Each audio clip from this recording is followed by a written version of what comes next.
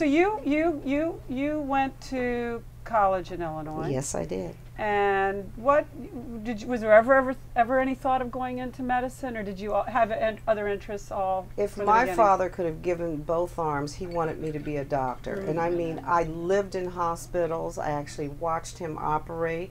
I remember coming home from school one day and there was a brain sitting on the table.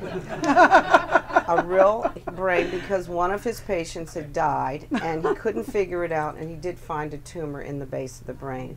But I was sitting there and the smell of formaldehyde, I mean, I still smell it to this day. But it was the most interesting thing I'd ever seen in my life. And I mean, he was a genius. He was a real genius, and he really was so fascinated by all aspects of medicine, and he had a double major. Not only was he a neurosurgeon, but he was also in psychology too. So I mean, and he was a great pianist. He would come home from operations and sit down and he unwound? Thoroughly unwind, playing the Malagueña, I mean Bach, I mean every composer, and he knew them all by memory. So perhaps then that would explain how you got in music. Yes. And was it right away strings, or did you start out with the piano? No, we had to start out on the piano. Every child in the house, both my brother and I, was just two of us, we had to play the piano. And I'm glad we did. And then when I was 9 years old, then picked up the violin. And the great thing about the Illinois public school system, that all students had to play an instrument in the 4th grade.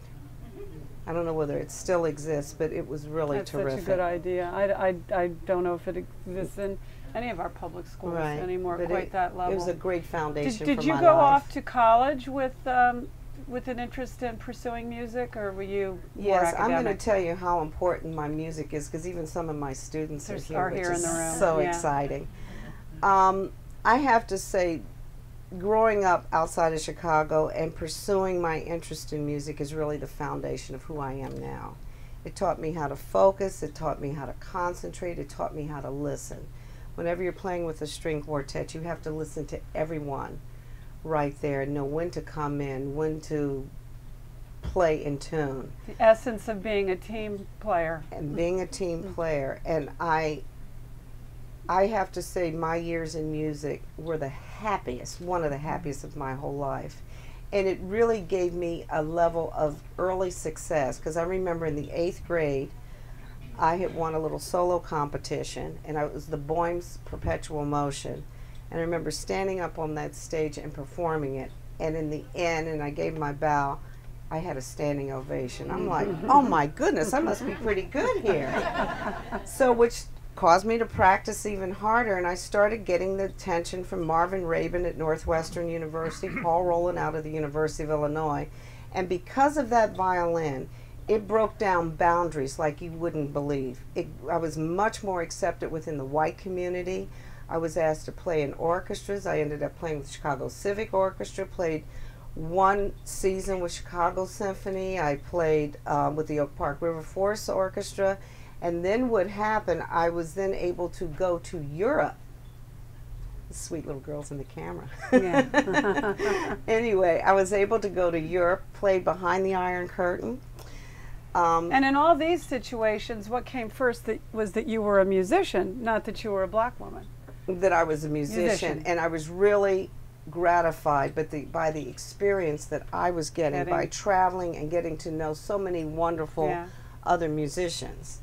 And I mean, from that experience, I got full scholarship to the University of Illinois, played there, and even to this day I have a very close relationship with my alma mater. I gave the commencement address this past spring at the University of Illinois.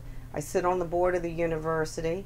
I'm on the board of Americans for the Arts, which I love, and I'm actually going to the New Hampshire primaries. I wrote Barack Obama's white paper on arts education. I know I am really, really trying to get the arts back into school. I mean, I go up and I testify on the Hill. But because of that, the night before, I get to grill the presidential candidates. Well, on the arts. About the arts, And I came up with this idea because if we don't get them now, and whoever is going to run for president, we're going to be put on the back burner again, or if not mentioned. So it's important to do that now. When you were Illinois and doing all this music, you also found time to be a cheerleader. Oh, yes. Yeah. So, and is that how you met your first husband? No. But you met him at school. You met him at I university. actually met him the first day of college, and it's what they call freshman orientation. And I really think it's the meat market of orientation. And I think that's when the upperclassmen get to look over the fresh new freshmen, and they pick out who they want. Yeah. And he picked out you. I was the sacrificial lamb. There was probably a reason for that.